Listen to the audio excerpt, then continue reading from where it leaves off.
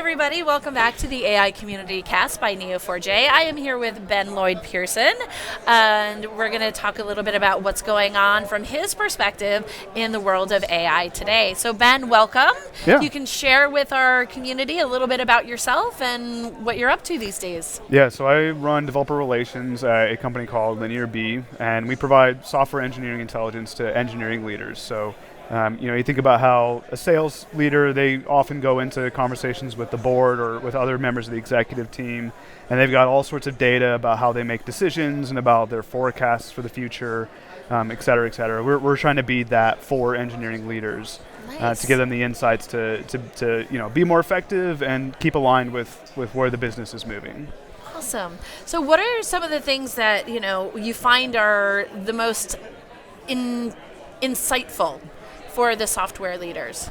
Yeah, I'm here today because I've been doing a lot of research into all the various generative AI tools that are emerging out on the market.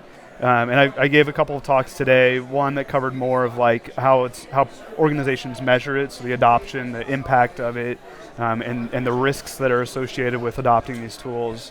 And then my other one sort of focused on a lot of the emerging tech that's coming out, specifically for software engineering teams. So it's really interesting to see like all the new technologies that are emerging, but at the same time, engineering leaders are a little bit cautious about it because they aren't quite sure. There's a lot of concerns around like intellectual property, security, right. Code rework and churn that we're hearing about. A big part of what we're trying to accomplish at LinearB is just help those leaders like understand the impacts of tooling like this so they can make better decisions. Yeah. Is there a particular metric that people are most often surprised by once they go with LinearB and they start looking at it from your perspective? Actually, the number of bots that people already have in their code base is incredibly surprising. Actually, it surprised even us. So we've started looking at things, just like Dependabot, for example. Yeah. But because I think that tools like that are a precursor to what's probably around the corner when it comes to generative AI tooling. Like these PR agent style things, like they sit on your repo and just solve like these discrete problems. Yeah.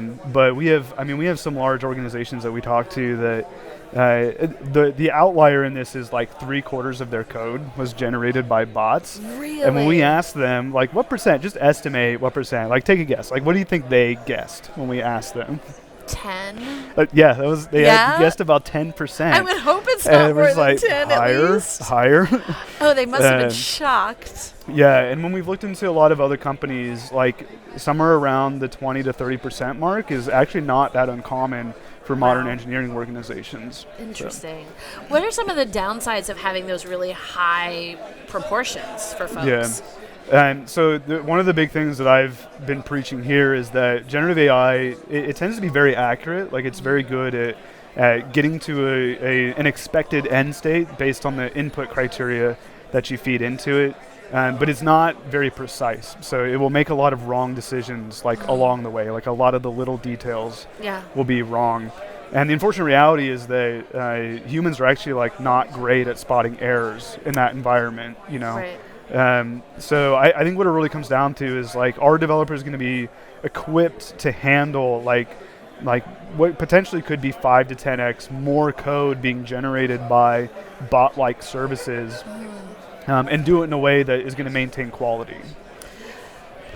How do they handle that? Like, what's the option? Yeah, the unfortunate reality is today a lot of development teams are just suffering under a lot of toil, increasing requirements. It's very common. I think there's a lot of ways to approach solving it. I think a lot of times the first step is just getting visibility, like knowing where the bottlenecks are in your software delivery lifecycle. So we're a big fan of DORA metrics as like a starting point. Okay. So DORA it stands for DevOps Research and Assessment. Okay. It's a research arm from Google Cloud that does a lot of metrics around quality and efficiency for engineering teams. And it turns out they're actually a really great place to track sort of the impacts of adopting generative AI tooling. So we're thinking about stuff like cycle time, which is how long it takes you to go from coding all the way to deployment to production. Right. So if you imagine you're generating 5 to 10x more code, there's still multiple steps after that that could just become a new bottleneck that still restricts you to inefficient speeds. So how do you expect software leaders to address that? What is your recommendation from the LinearB perspective? Yeah, so a lot of it comes down to the code review process. Like, we're consistently finding that is the where a lot of organizations like really have their biggest difficulties in terms of inefficiencies. So they can write code pretty quickly. Once it's in their CD pipeline, it tends to get deployed relatively easily, with some exceptions. But it's the sort of like human-to-human interactions in the middle that are real things really start to break down and become inefficient. So anything that you can do to like automate away some of the safeguards that developers have to follow, so don't require them to always have to remember all of your security policies and compliance requirements and everything else. Like, just automate that for them so that they're aware as the process is going on. And then I think it really just comes down to like unblocking things that are distracting or low risk. Like a one-line change to your documentation doesn't need a team to review it. Versus like something that impacts like critical functionality to like enterprise customers, like that you want far more scrutiny. So it's really important to be able to differentiate between those two things. So do you find that the software leaders have trouble giving that control up, or is it that they have a harder time figuring out what is the line of what's critical and what's low risk, and being able to just define those parameters? I think they're willing to give the control up. I think the issue is generally an engineering leader comes to us and they're like, I believe there's a problem, but I have no idea where. Got it. Like, they might hear from, maybe they've sent out an informal survey and they've had a few highly opinionated developers that have given them really great feedback. Or maybe they've got some basic metrics in place around like project management or something, but at the end of the day, they just lack the visibility to really know like where those inefficiencies and bottlenecks are. So we just encourage like get that visibility so that you can start making like more informed decisions. So on a personal level, when you think about all the different ways that LinearB contributes to your customers, what's the one piece that lights you up the most personally? We are starting to get to the point, we're a very data-heavy organization, and I love it. Like, I'm obsessed with data. We're getting to the point now where we can just look at like usage data from our customers and start to understand problems that they have within their organization, like before they even are aware that these are problems. So, that makes me really excited. Analytics level on top. Yeah, and having like insights too, like getting like this real direct correlation between like something that's happening in your data and an actual thing that you could implement today that will help you solve that. Like, that's what makes me really excited, and so just being super data driven is really great. Well, I'm a long-time data scientist, so you're speaking my language for sure. Kind of pivoting a little bit, when you think about, obviously tech is always moving quickly. It feels for a lot of people in the public that things are moving faster than ever.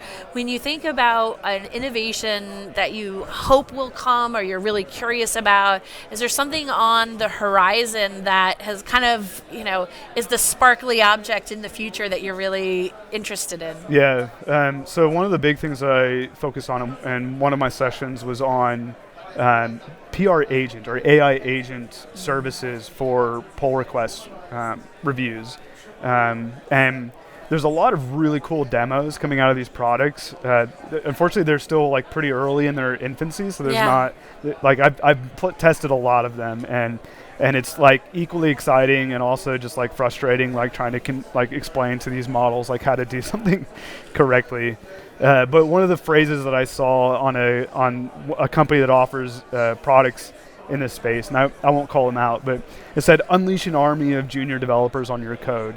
And I'm like, hey, that is terrifying. Yes. Like, holy cow! Like the amount of risk. Can't you unleash an army of senior developers on my code instead, please? Yeah. But at the same time, I would love to have an army of developers at my fingertips. Yeah, for sure. And if we can get that technology to a place where I don't necessarily think this is going to directly replace developers per se, but if we get to a place where all of us are sort of equipped with, you still have to have that deep understanding of like how to build software. Right. But having the ability to just quickly build things and move on, I think would be just massive for a lot of people.